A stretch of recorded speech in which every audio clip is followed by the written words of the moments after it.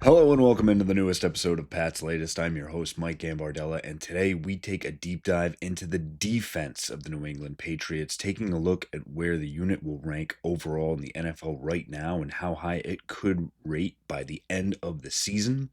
If there are some potential additions on the defensive line, specifically at the edge position, that the Pats could look out to help out this team right now. Additionally, what is the sack summit and who's heading there from the Pats? And some good news on the defensive backs for the Pats as well. Before we get into everything, make sure you go down and subscribe for the channel. Get in the comments and let us know what you think about the Patriots defense and is a return to the 2021-2-3 version of this team in the cards, or is there still a lot of work to do? Give us a like if you like what you hear, and make sure after this one, go back and check out all of our old episodes to get caught up on everything, including the offensive ranks, which we went through just yesterday. Starting off with those defensive ranks, and a little bit of a downer on the side because Bleacher Report put out their rankings post NFL draft and had the Patriots pretty far down the page at number 25 overall. A little bit surprising considering that this is a unit that has a lot of talent, and given that they were, yes, 20s to sub 20 in most statistical categories last year, but a ton of injuries, nothing going right, and an offense that did them no favors last year at all. If you look at all of the additions made from the draft and from free agency specifically, this really is a unit that has everything in front of them. And then put new coaching with that as well, with Mike Vrabel. Hopefully, Terrell Williams gets back here as well. But looking at it, I think that there is a big jump that the Patriots could make. Looking at the top five, and you've got your usual suspects: your Philadelphia, your Denver, Baltimore, Detroit, Kansas City. Even in that next level, I would put Buffalo, Houston, Minnesota, Green Bay, Seattle. Um, Top 15 for me is rounded out Pittsburgh, the Rams, Chargers, Bears, and 49ers. I would look for a bounce back here as well. And then looking at the top 20, you're looking Dallas, Tampa Bay, the Jets, which hopefully Aaron Glenn will be able to get them up and running, and the Washington Commanders as well. Then looking at that next level, it would be the Patriots for me at number 20. So for me, I would put them in the top 20 right away. They have the Giants, the Cardinals, the Browns, the Dolphins, and the Bengals all ahead of them. And I think those units have just as many question marks as the Patriots do right now, if not more. So for me, would slide that back. And again, that next level up, what the Steelers end up doing, they've got their own questions around TJ Watt. The Rams obviously played very well, but will be relying on a lot of younger players, and they're already talking about addressing some of their deficiencies in the secondary. The Chargers played really well, the Bears as a young team, and the 49ers needing to bounce back, but no guarantee that they will, especially after their cost-cutting endeavors. So I think, again, the Patriots have a true opportunity to rise very far up from this 25 spot. And I think from year to year, you do see a lot of fluctuation from these defensive units. No one had the Denver Broncos as, a top 2 or 3 defense in the NFL. Bleacher Report actually had them number 1 overall, excuse me. So again, it can be a large variance from year to year. I think health plays a major impact for everything that comes across. Christian Gonzalez will clearly be under that microscope, needing to stay healthy. And now with Carlton Davis on the other side, being able to split sides of the field and make life very difficult for offenses. Would not surprise me to see this team return to the top 10. I think realistically, top 15, top half of the league, and then starting to push towards that top 10. Again, should health stay at the forefront, as well as the development of a lot of those players that we've already talked about. The big hole that this team does have to worry about right now is where they're getting pressure up front and how they're creating things off the edge and rushing the passer. Milt Williams obviously going to help that from the middle. Harold Landry, his numbers took a big step back last year at the edge position, at least from the pass rush side, and looking for Keon White to bounce back as well. You're talking about a lot of bounce backs, and Clavon Chasen, showed some good promise, but looking to get more out of him. Anthony Jennings sliding down the depth chart. The edge position could be one that the Patriots really start to look at as, hey, there are guys out there that could help. And one name that rings a lot is Matthew Judon. He is still out there. He is still a free agent. And obviously, at this point, all of these guys that I'll mention shortly are over the age of 30. Let's put it right there. So these are guys that have had at least 7 years in the NFL. They have experience. They're going to play the waiting game a little bit to see the mix of situation, what makes sense for them as a player, which hopefully gets them to have a chance to compete at least for a playoff spot, if not for a championship, as well as trying to maximize some of their final contracts, if not completely giving up that contract to ensure that they have a chance at a Lombardi trophy at the end of the year. So Matthew Judon, being at 32, has a little bit more wiggle room. Preston Smith and Zadarius Smith, the Steeler and former Lion and Green Bay Packer as well, been around the block a little bit. Guys who are all 32. Throw in Jadeveon Clowney as a top 4 for me. Guys who are all 32 years old, kind of in that same spot, can be a very, very, very impactful rotational defensive end. It just depends on what the makeup is of your team and whether you're ready to potentially cut someone from a current 90-man roster to add them in, knowing that they're not going to develop into this every down player, but they could be a very, very valuable piece if you're ready to make that switch. Now, full disclosure, I don't think the Patriots are ready to do anything like that quite yet. I think they want to see what they have from the 90 men on their roster. And again, knowing that it is a war of attrition in football, there's going to be injuries, there's going to be things you don't foresee, there's going to be trades, there's going to be opportunities to bring these guys in. And don't be surprised if you see that kind of work out a little bit more. The Patriots will have that hole. There will be something that they need to fill. I think that it wouldn't surprise me to see edge be one of those areas, and it wouldn't surprise me to say one of those names are going to be connected to the Patriots.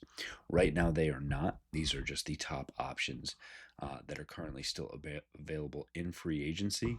But again, I think because of what Mike Vrabel has said, because of what he and Elliott Wolf are doing, they are keeping their eyes on everything going on in the NFL, what other NFL teams are doing, what free agents are doing, who they're going to visit, and what their perceived value is versus what you would have to give up contractually to improve your football team. These things are all on the table and are in the cards for the Patriots.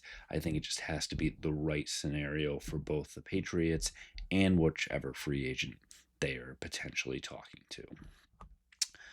Looking at that sack summit and what those defensive edges are looking to get for you.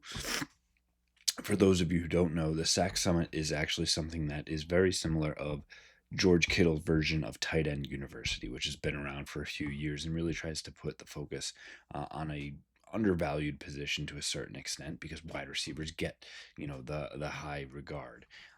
Edges, I think, are starting to come up, and it's both a defensive line and playing in the trenches a little bit. You don't always get the same as what the star cornerback gets, the Sauce Gardners of the world, the Revis Island, whatever it might be. So there actually will be 3 members of the New England Patriots attending this year's Sack Summit. It will be Milton Williams, Keon White, and Kalavon Chasen. All announced that they will attack the Sack Summit from June 25th to the 27th, so just about a week away from they head over, hosting obviously the NFL's top pass rushers, attending and connecting to learn from one another, and this being put on by Max Crosby, Von Miller, and Cam Jordan, who are all getting together to co-host the event. The interesting part about this is those 3 main hosts who have all had amazing success in the NFL.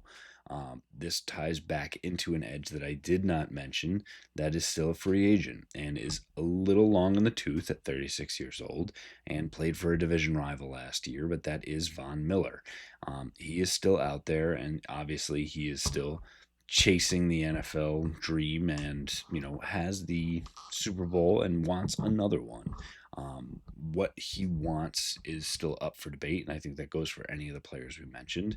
And sometimes fit and experience is more important than saying we're ring chasing at this point or you're contract chasing. Sometimes things just feel right.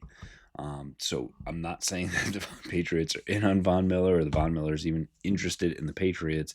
But again, these are guys who are out there, and the same way that we can talk about what the fit for these players might be and how they could help the New England Patriots, do know that the Patriots are having these discussions internally to say, what is the ranking of these guys? And at the end of the day, if we have an injury or a trade or what have you, and an opening comes up and we need a defensive end, which of these guys is there and who do we want to talk to? And you would be a fool not to at least want to talk to Von Miller to see where he's at, or at least talk to his agent and see, is he even interested? Does he have a short list, and where are these guys at? Looking back at the Sack Summit, I think it's great for the Patriots to have good representation there. Get to learn from guys, the best of the best, pick their brains, and being around the game, being mentored, being stewards. These are all great things and only things that will help the Patriots moving forward. And hopefully there will continue to be buy-in not only from the defensive edge and defensive line positions, but kind of all over the defense, and making sure you're putting yourself in every position you can to be successful at the end of the day. Finally, taking a look at that NFL cornerback spot. Christian Gonzalez, point blank, I think has the ability to be the best cornerback in the NFL. And now Patrick Surtain is obviously, I think, for me right now, the number one, hands down. But if you look at the handful of guys who could be in that discussion, there was a chart put out by PFF, and Christian Gonzalez happened to rank amongst the top 4 cornerbacks in the NFL for this stat that they've put together. And looking at the past 2 years, and yes, I understand you'd have to put a little bit of an asterisk because Gonzalez has missed that amount of games, and that's something that he's going to have to work through the same way other guys either have to work through a down year, not doing things maybe the right way, playing a different position, what have you. There's always something that you have to improve upon. Gonzalez has to improve upon his availability, right? Making sure his body stays right, that he's not injured and is able to compete. But looking at the highest graded cornerbacks in single coverage in the past 2 seasons, Gonzalez ranks in that top 4 with some of the NFL's best. Denzel Ward from the Cleveland Browns is obviously one that would be in that discussion as a top 5 to 10 corner. The other one, Sauce Gardner, who we've already mentioned on the pod here today, and again would be in that conversation as top 5. And the last one who may surprise you is a second-year player, just a rookie last year, who actually, won a Super Bowl last year. So that part shouldn't surprise you. But Cooper DeJean is actually ranks as one of the top 4 cover corners in football over the past 2 seasons.